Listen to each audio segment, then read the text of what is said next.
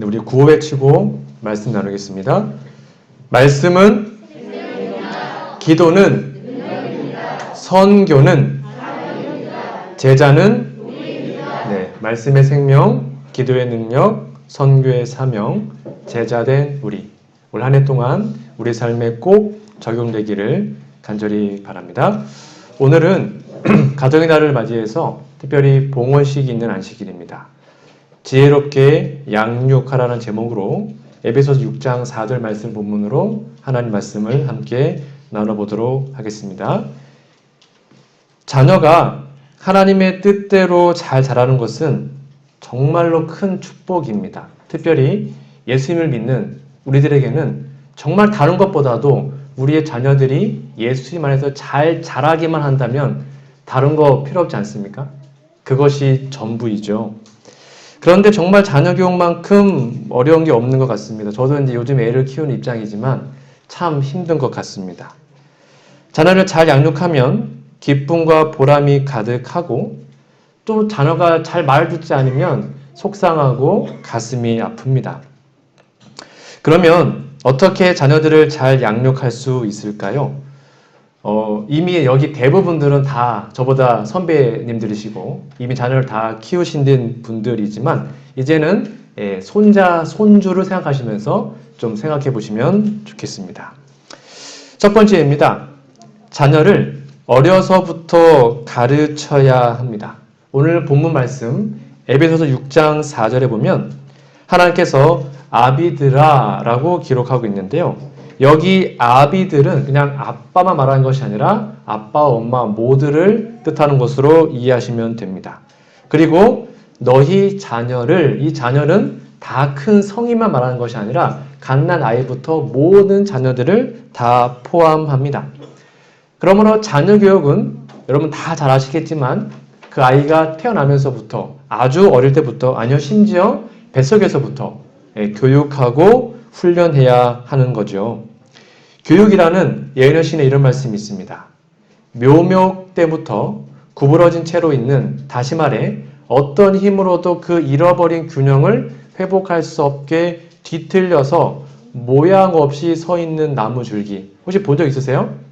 가끔 산에 가면 나무가 예쁘게 자라야 되는데 예쁘게 안 자라고 이렇게 꾸부정하게 뒤틀려 자랐다는 것입니다. 그게 왜 그랬냐면 그 나무가 어렸을 때, 묘목일 때 똑바로 잡아주지 않았기 때문에 그게 굳어져 가지고 이상하게 자라는 것이죠.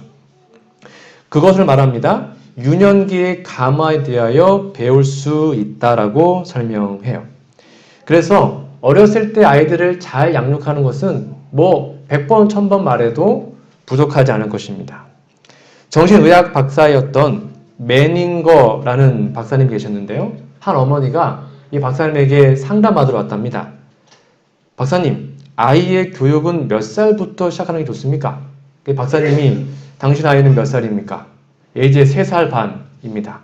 그럼 이미 3년 반이나 늦었습니다. 즉 아이는 태어나면서부터 양육하고 훈련하고 교육한다는 거죠. 아직 어리니까 모르니까 나중에 커서 아니라는 것입니다. 어릴 때부터 가르쳐야 하는 것이죠. 왜냐하면 어렸을 때는 신앙을 받아들이는 것이 정말로 쉽기 때문입니다. 통계가 있습니다. 참 재밌는 통계인데요. 윌버트 차프만이라는 박사님이 통계를 냈습니다. 이게 뭐냐면 25살 이전에 예수님을 받아들이는 비율이 1000명 중에 1명이라고 합니다. 그러니까 어릴 때가 되게 좋죠. 그런데 35세만 돼도 엄청나게 증가합니다. 5만 명 중에 1명이 예수님을 믿는데요. 근데 45살이 되면 몇 명이요? 20만 명 중에 1명. 점점 예수님을 안 믿어요. 나이 들수록. 55살이 되면 30만 명 중에 1명. 그리고 75살이 되면 70만 명 중에 1명이 예수님 믿을까 말까라고 합니다. 무슨 말이에요? 나이가 들수록 마음이 굳어져가지고 복음을 잘 안 받아들여요. 근데 아이들은 아직 정말로 순수하기 때문에 예수님의 사랑과 복음을 그대로 흡수합니다. 스폰지처럼. 그래서 아이들이 어릴 때 우리의 손주들, 손녀들, 손자들이 어릴 때 지금 여러분들이 기도하고 양육하고 하나님의 복음을 전해 주셔야 합니다. 어렸을 때 아직 순수성과 정직함이 남아있기 때문이죠. 그래서 아이들이 장난을 쳐도 교회에 와서 쳐야 합니다. 놀아도 교회에서 놀아야 합니다. 그래서 제가 작년에 오자마자 저 방방에 설치한 이유가 그겁니다. 아이들이 교회에 왔는데 놀 게 없으면 교회가 재미없어집니다. 그냥 교회는 행복한 곳이 되어야 합니다. 저도 어렸을 때 교회에 예배 드리러 가지 않았습니다. 그때는 탁구를 치러 갔습니다. 교회에. 맨날 탁구 쳤습니다.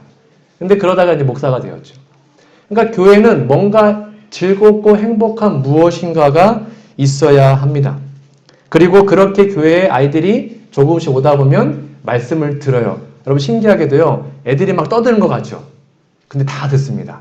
희한합니다. 애들이 막 가위질하고 색칠하면서 다 들어요.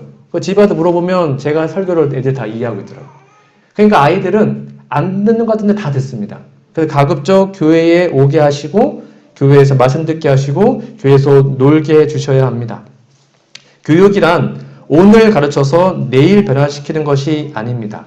될 수 있는 대로 빨리 신속하게 아이들에게 교회에 친숙해질 수 있도록 여러분 도와주시고 함께 해주시면 좋겠고요. 여러분의 손자, 손녀들이 신앙을 잘할 수 있도록 지금도 기도하시는 것처럼 더 많이 기도해 주시고 협력해 주시면 감사하겠습니다. 두 번째입니다. 자녀를 올바른 사랑으로 양육해야 합니다. 오늘 본문 말씀해 보면 너희 자녀를 뭐하게 하지 말래요? 노엽게 하지 말라라고 얘기합니다. 무슨 말입니까?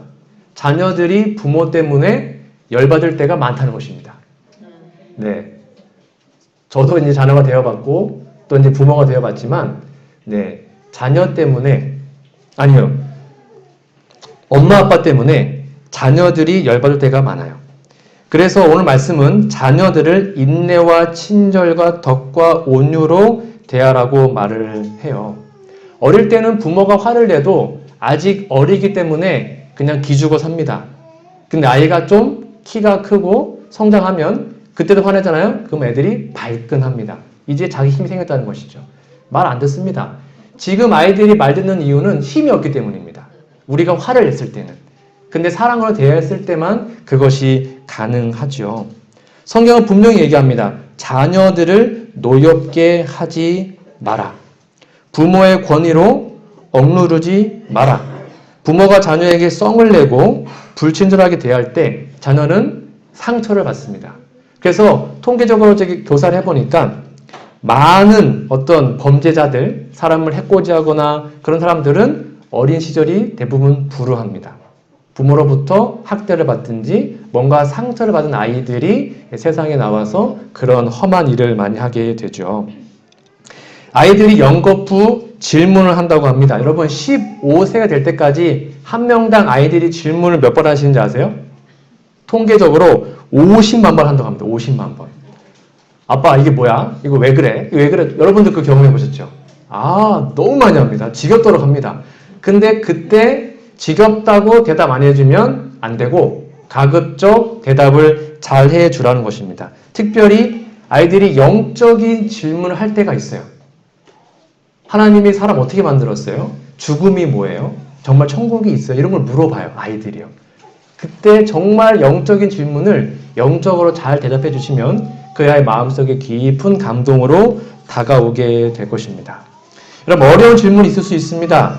그때는 모른 척 하지 마시고 아는 척 하지 마시고 그러면 모르면 모른다고 말씀하시고 그 다음에 내가 공부해 알려줄게 하고 말하는 것이 훨씬 더 좋다고 합니다. 왜냐하면 부모가 모르는 게 부끄러운 게 아니래요. 배우면 되니까요. 배워서 알려주고 함께 나누면 된다고 합니다. 여러분 요즘에 아이들이 정말 유튜브 때문에 신속하게 세상이 변하는 걸 느끼게 됩니다. 특별히 할아버지 할머니들 아이들과 대화하려고 그러면 대화가 잘 안 되실 겁니다. 우리 노력하셔야 합니다. 요즘에 아이들이 뭔 생각을 하는지 뭘 보고 있는지를 공부하셔야 합니다. 그래야 아이들과 소통할 수 있습니다. 그래야지 아이들에게 귀한 영적인 교훈도 줄 수가 있는 것이죠. 무엇보다 큰 소리로 말하거나 화를 내지 마시고 특별히 화내는 것은 거의 좋은 효과가 없다고 합니다. 부드럽고 다정한 마음으로 우리의 아이들에게 또 우리의 손주, 손자들에게 사랑으로 대해주시는 우리 모두가 되기를 간절히 바랍니다. 부모의 문화의 본면에 79페이지 이런 말씀이 있습니다. 8살이나 10살에 이르기까지 부모들이 자녀들의 유일한 교사가 되어야만 한다. 그러니까 성경과 예언의 신의 원칙에는 엄밀히 말하면 어린이집을 보내면 안 됩니다. 근데 저도 보냈습니다. 이게 쉽지가 않아요. 근데 성경 원칙은 몇 살까지요? 10살까지는 엄마 아빠가 키우는 게 제일 좋다는 거예요. 왜냐하면 그게 정서적으로 안정되기 때문이죠. 근데 오늘날 세상 너무 바쁘기 때문에 맞벌이하고 이래가지고 힘들어요. 근데 가능하면 엄마 아빠가 어릴 때 함께 키우는 것이 좋다고 얘기해요. 이것이 불가능하다면 여기 보세요. 저들의 마음이 사물을 이해하게 되자마자 한 3살, 4살 그때 말하는 겁니다. 부모들은 저들 앞에 천연기에 대한 하나님의 큰 책을 펴 보여야만 한다. 그러니까 가급적 산과 들로 나가서 천연계에서 하나님의 뜻에 따라 양육하는 것이 정말 좋다는 것입니다. 여러분 할머니 할아버지들은 이제 손자가 오시면 손자나 손주가 오면 가급적 들과 산으로 나가셔서 함께 산책하시고 놀아주시면 정말로 좋을 것입니다. 그 밑에 보시면 8살이나 10살이 될 때까지 활짝 핀 꽃들과 천연계의 아름다운 광경과 가장 익숙한 교과서인 천연계의 보화 가운데 있는 노천, 즉 들과 숲, 그걸 말하는 겁니다. 자녀들의 유일한 교실이 되어야 한다. 그러니까 교실에 처박아 놓고 공부시키지 말라는 것입니다. 어릴 때는. 가급적 밖에 나가서 뛰어놀게 하라는 것이죠.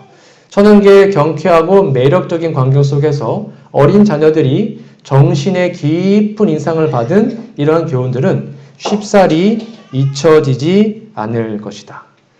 저는 어렸을 때 조기교육 시키지 않았습니다. 저는 아이들을 한글도 안 가르쳤습니다. 근데 지들이 한글 알아서 떼더라고요. 한글 물어보면 알아서 나중에 알려줄게 하고는 안 알려주니까 이놈들이 이제 선생님한테 물어보고 만나는 분들을 자꾸 물어봐가지고 알아서 깨우치더라고요. 여러분 아이들은 이 뇌가 자라는 순서가 있대요. 여러분 잘 기억해 주세요. 아이들의 뇌는 10살 때까지는 감성뇌가 자랍니다. 뇌는 감성뇌가 있고 이성적인 뇌가 있거든요. 그러니까 10살 때까지는 감성적인 뇌가 자란대요. 그러니까 그때는 공부시키면 안 돼요. 그러니까 10살 이전에 너무 많은 공부를 시키면 감성적인 뇌가 자라지 않아서 인성이 메마르게 됩니다. 그러니까 10살 때까지는 무조건 뛰어놀게 해야 됩니다. 밖에서. 뛰어놀게 해야 돼요. 조기고 안 시켜도 돼요. 그렇게 감성뇌가 풍부하게 자라면 그게 EQ라고 그러는데요. 그럼 나중에 이성적인 뇌, IQ도 더 높게 나온다는 것입니다. 근데 감성적인 뇌를 억압하고 어렸을 때부터 영어 시키고 공부시키고 하면 나중에는 인성이 메말라 버려요. 여러분, 뛰어노는 게 제일 좋습니다. 그것이 바로 뇌 자극인 것이죠. 여러분의 자녀들을 함께 시간을 보내시고 특별히 천연계에서 함께 뛰어놀고 그래서 아이들이 육체적으로 건강하게 그리고 이 뇌도 잘 성장할 수 있도록 여러분 함께 도와주시면 감사하겠습니다. 세 번째입니다. 자녀에게 징계와 사랑을 균형 있게 하시기 바랍니다. 무조건 징계만 하면 안 되고 너무 엄해도 안 되고 또 너무 오냐오냐 해도 안 되죠. 둘 사이에 균형이 필요합니다. 오늘 본문 말씀해 보면 주의 교양과 훈계로 양육하라고 기록합니다. 이 양육하라, 훈계해라라는 것은 트레이닝, 훈련을 시키라는 것이죠. 그래서 과잉 보호를 하게 되면 그 아이들이 무능하게 되고 게으르게 됩니다. 그래서 너무 과하게 보호된 아이들은 처음에 좀 잘하는 것 같은데 나중에 크면 자기의 주관이 없기 때문에 힘들어지게 된다고 합니다. 저도 개인적으로 초등학교 때까지는 저희 부모님이 제 숙제 검사를 했습니다. 그때는 월말 고사가 있었습니다. 그래서 매 월마다 시험을 봐가지고 20미안가를 이렇게 찍어오지 않았습니까? 그때는 엄마 아빠가 못하면 때로는 회초리 드시고 하셨습니다. 근데 중학교가 딱 올라가자마자 저희 어머니가 이제는 네 인생이니 네가 알아서 공부를 해라. 네가 공부를 잘하건 못하건 엄마 아빠 관여하지 않겠다. 저는 그게 너무 좋았습니다. 제가 공부 안 했을까요? 더 열심히 했습니다. 이게 내 자율이니까 내 의지로 공부를 하게 됐어요. 그때부터 내 모든 물론 엄마 아빠에게 상담을 했지만 가급적 내가 판단해보고 스스로 그거를 하게 되었어요. 그게 제 삶의 큰 영향소로 다가오게 된 것입니다. 여러분, 한 아이가 정말로 스스로 선택할 수 있도록 그 아이의 자유의지를 너무 억압하지 마시고 존중해 주시면 좋겠습니다. 어떤 학교에 운동장의 둘레에 울타리를 철거했다고 합니다. 여러분, 학교 보면 이렇게 울타리가 있잖아요. 그 울타리를 철거했대요. 왜냐하면 이게 뭔가 가둬놓은 것 같아서 아이들에게 구속감, 해방감을 주기 위해서 울타리를 철거했대요. 그런데 울타리가 있을 때는 아이들이 운동장 이렇게 구석구석 넓게 흩어져서 놀았다고 해요. 근데 이 울타리를 철거하자 아이들이 어디서 놀았게요? 운동장 가운데서 모여 놀았다고 합니다. 왜 그럴까요? 그러니까 아이들에게는 울타리가 구속감이 아니라 안정감을 준 것입니다. 아, 이렇게 보호받고 있으니까 나쁜 사람들이 들어오지 않겠지? 안정감이 있는 것입니다. 어떤 규율과 규칙은 억압이 아닙니다. 그것은 율법은 되게 안정감이 있는 것이죠. 그거를 합법적으로 가르칠 수만 있다면 아이들은 규칙을 지키고 말씀에 순종하는데 나빠하지 않을 것입니다. 기쁨으로 순종하게 될 것이죠. 저도 어렸을 때 교회에 오면 저희 아버지, 저희 어머니가 양옆에 앉으시고 저랑 저희 형은 가운데에 앉혔습니다. 네. 근데 요즘에 그런 가정이 별로 없어요. 부모가 아이들을 교회에 오면 방치합니다. 아이들이 막 왔다 갔다 합니다. 그리고 아이들이 따로 앉습니다. 저는 절대 그거 안 합니다. 부모 옆에 아이들이 가운데 앉아야 합니다. 그래서 함께 아이들이 잘 예배드릴 수 있도록 도와주셔야 합니다. 그거는 부모 책임입니다. 그거를 다른 사람이 할 수가 없어요. 다른 사람이 애들 떠든다고 뭐라 하면 부모가 열받습니다. 그거는 엄마 아빠가 해야 되는 것입니다. 그래서 아이들이 이렇게 할 수 있도록 여러분 도와주셔야 하고, 특별히 미국은 되게 엄하대요. 만약에 예배 시간에 아이가 떠들면 즉각 엄마나 아빠가 교회 화단지를 데리고 가가지고 엄하게 훈계한다고 합니다. 그래서 미국에는 거의 모든 어린아이들이 안식일 예배 시간에 떠들지 않고 엄마 아빠 옆에서 색칠 공부하거나 책을 보면서 조용히 예배 드린다고 해요. 어렸을 때부터 교회에 데려오는 것, 그리고 예배를 잘 드리게 훈련하는 것, 그게 아이에게 줄 수 있는 최고의 유산입니다. 정말 그렇습니다. 그래서 저는 어렸을 때부터 화요일, 금요일, 토요일 예배를 그냥 나왔습니다. 저희 부모님이 아무리 바빠도 화요 예배를 빠지지 않으셨습니다. 그게 저에게는 큰 재산이 되었습니다. 그래서 평생을 화요 예배를 빠지지 않습니다. 목사 되기 이전에도, 대학교 때도, 시험 기간에도 화요 예배를 다 갔습니다. 왜요? 그렇게 배워왔거든요. 늘 엄마 아빠가 화요일 날 교회 갔습니다. 금요일 날 교회 갔습니다. 무슨 일이 있어도 화금도 예배를 다 가셨어요. 저는 엄마 아빠 치마 따라 붙잡고 갔어요. 근데 그것이 제 삶의 큰 자산이 됐던 것이죠. 딴 거 없습니다. 부모가 그렇게 모범으로 아이들과 함께 교회 나오는 것만으로도 아이에게 큰 교육이 될 것입니다. 여러분, 다시 한번 징계와 사랑을 균형 있게 하시면 좋겠고요. 자녀는 변화되든지 아니면 변질됩니다. 아이들이 예수님의 뜻 안에서 예수님 모습으로 잘 변화될 수 있도록 여러분 다시 한번 기도해 주시고 함께 해 주시면 감사하겠습니다. 네 번째입니다. 자녀에게 하나님의 신앙을 가르쳐 주셔야 합니다. 오늘 본문 말씀 6장 4절에 보면 주의 교양과 라고 기록하고 있습니다. 세상의 교양이 아니라 주님의 교양으로 훈계하라는 것이죠. 하나님의 신앙으로 양육하라는 것입니다. 부모가 자녀에게 신앙을 가르치지 않으면 사단이 자녀에게 뭔가를 가르칩니다. 오늘날은 무엇일까요? 바로 핸드폰, 유튜브입니다. 여러분, 생각보다 수많은 아이들이 유튜브에 빠져 있습니다. 정말 이상한 거 많이 배웁니다. 요즘에 일반 아이들이요, 단톡방이 있습니다. 반에. 그 단톡방이 뭐 하는지 아십니까? 집에 잠자고 있는 자기 엄마, 속옷으로 잠자고 있는 엄마 찍어서 올리고, 자기 누나 옷 갈아입는 거 찍어서 올리고, 그런 거 요즘에 해요, 아이들이. 이상한 거 정말 많이 합니다. 그래서 부모가 아이들을 컨트롤해주지 않으면, 어렸을 때, 그러면 사단이 유튜브와 스마트폰과 온갖 잡다한 것으로 아이에게 생각을 심어줍니다. 그러면 100% 실패하는 것입니다. 그게 대부분의 오늘날 아이들의 모습인 거죠.